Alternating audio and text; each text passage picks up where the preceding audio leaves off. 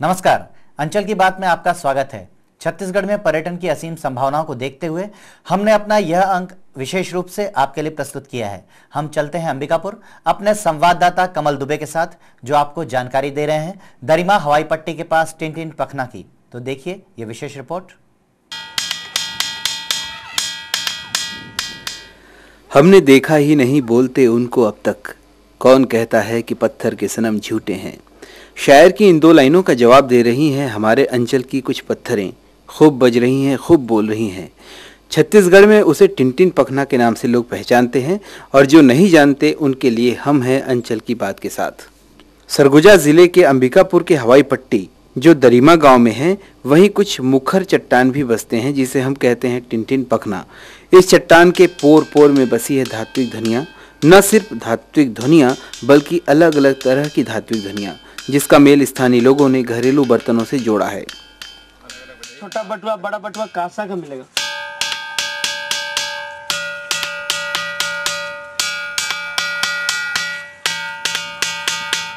इसके बाद लोटा सर, थाली सर, घंटी सर,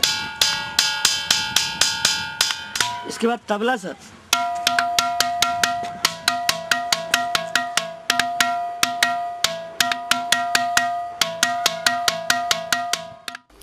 आदमी आरंभ से खोजी है और कुदरत आदिकाल से छुपा रुस्तम रुक रुक के सामने आता है।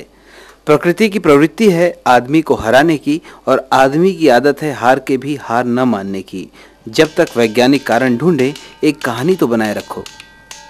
यहाँ के बैल लादने वाले लोग बैल लेकर के जाते चराने के लिए, तो वो बांसुरी बजाते थे। उसकी बांसुरी से सुन करके वो रानी जो है मोहित हो गई, वशीभूत हो गई, और वो चरवाहा के साथ यहाँ वो टिनटिनी पखना में चली आई।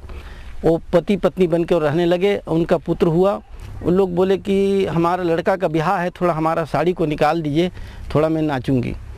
जब वो नाचने लगी नाचते नाचते वो साड़ी से उड़कर चली गई, और उड़कर चली गई। जैसे ही उड़ के चली गई, वैसे जितने बोरा यहाँ पर रखा गया था वो सब बोरा पत्थर पलट गया।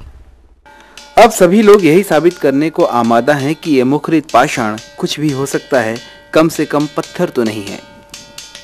बहुत से जो वैज्ञानिक आते हैं उनका मानना है कि ये उल्का पिंड का एक अवशेष है, और आसपास के पत्थरों को देखने से लगता है कि अवश्य ही किसी माने ज़माने में ये उल्का माने गिरा होगा यहाँ, और उसका अवशेष जो है धीरे धीरे परिवर्तित होकर इस तरह का रूप धारण कर लिया है।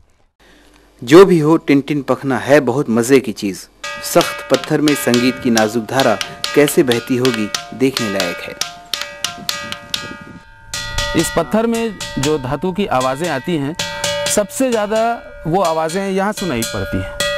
पत्थर में आप कहीं पर भी स्ट्राइक करें, आवाज़ सबसे तेज़ यहाँ पर आती है। आप कह सकते हैं कि ये इस चट्टान का स्पीकर है। प्रकृति को आप कितना जानते हैं? कह सकते हैं जितना भी जाने कम है। अंचल की बात के लिए टिनटिनी पखना दरिमा सरगुजा से मैं कमल दुबे।